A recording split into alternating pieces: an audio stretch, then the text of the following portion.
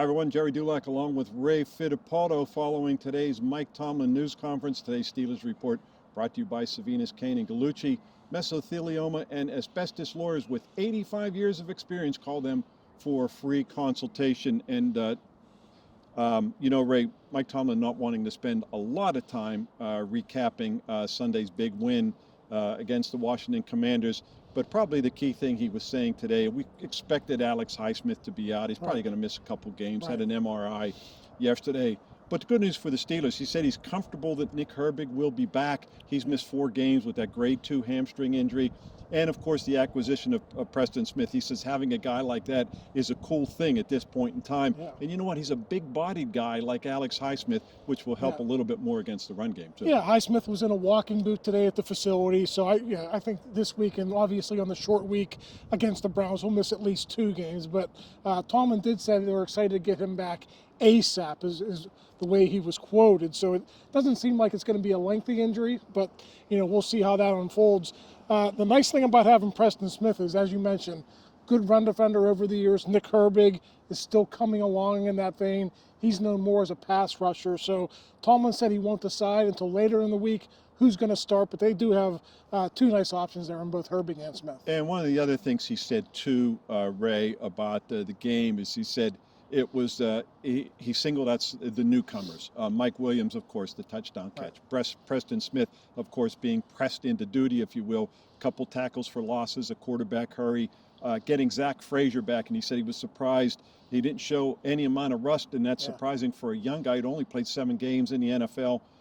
And getting Cam Sutton back. He played 19 snaps against the Commanders. Having him back there, he'll just play more and more as you go forward. So having those guys, veteran guys, for these final 8 games, this tough final 8 games, is a big key for them. Yeah, and Zach Fraizer had been excellent before the injury. Yes. Huge test for him this week. The Ravens defense is leaking big time, but their run defense is fairly solid here. I think they're top 5. Second in the league. Second in the league in run defense. So Fraizer, Mason McCormick, all those young guys up front are going to have a really good, measuring stick game for them. They've been able to run the ball fairly consistently over the last month of the season. We'll see if they can keep that going against the Ravens. One thing we've seen against the Ravens over the years, the way they are built, is big 320, 340-pound guys in the middle of that line, to your point about Mason McCormick and even Zach Fraizer. And we saw Mason McCormick even the other day.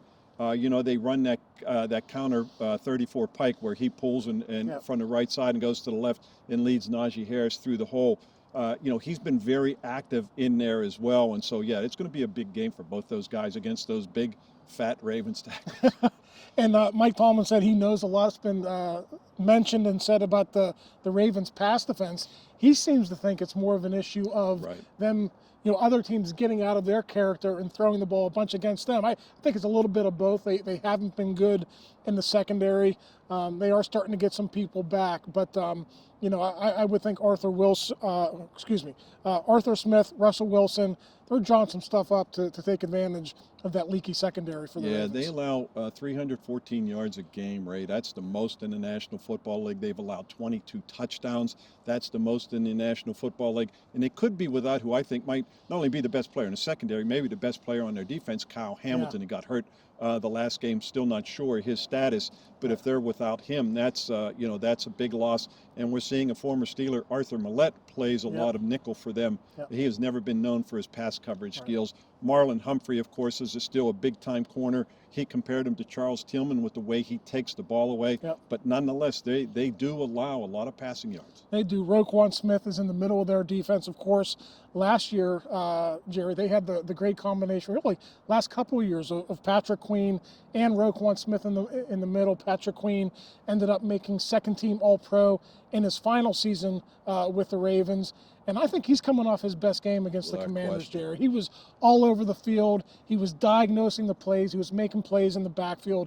I think that's the Patrick Queen that we all expected to see. I think it's natural. You're coming to a new environment. There's going to be a transition period there. Seems like he's hitting his stride at the right time. Yeah, Ray, and it's really been the last 3 games, but I'm with you. That was his best game. You see the speed, you see the explosion. It's taken him a little bit of time just to get comfortable with the defense, get comfortable with the players around him, know how they react.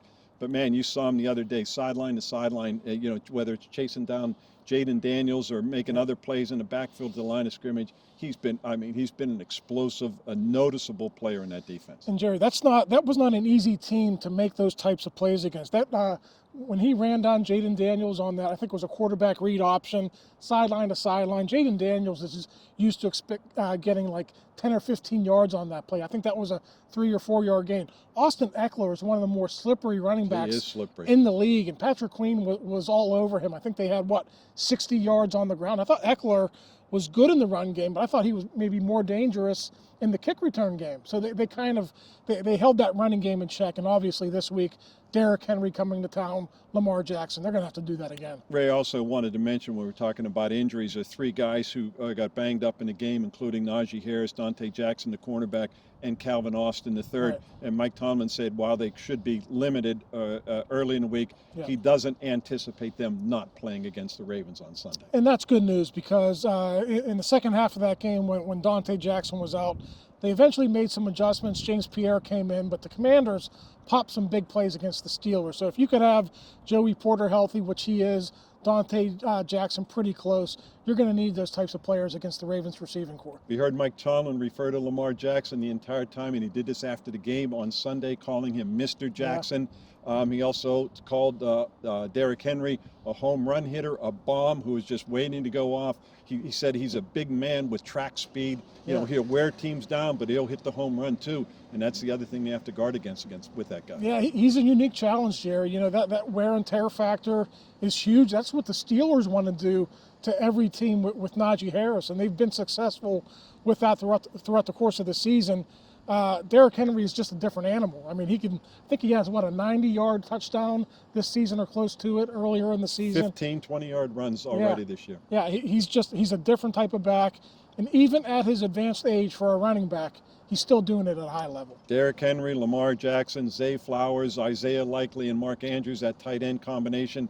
Yeah. Dale, not only is Lamar Jackson the most unstoppable player in the league, that offense is probably the most unstoppable offense in the league. It's going to be a big challenge for the Steelers Sunday. Yeah, the Steelers did a good job against the Commanders. I think the Commanders were 3rd in the league in offense going into that game, held them to a season low 242 yards. We'll see if they can do it against the Ravens. 7-2 against 7-3 Sunday, 1 p.m. at Acrisure Stadium.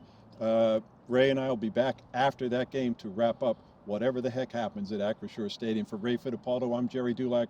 You're watching Post-Gazette.com.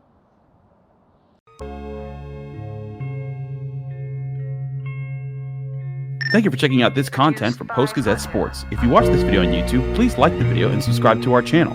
For all of the sports coverage the Post-Gazette has to offer, visit post-gazette.com.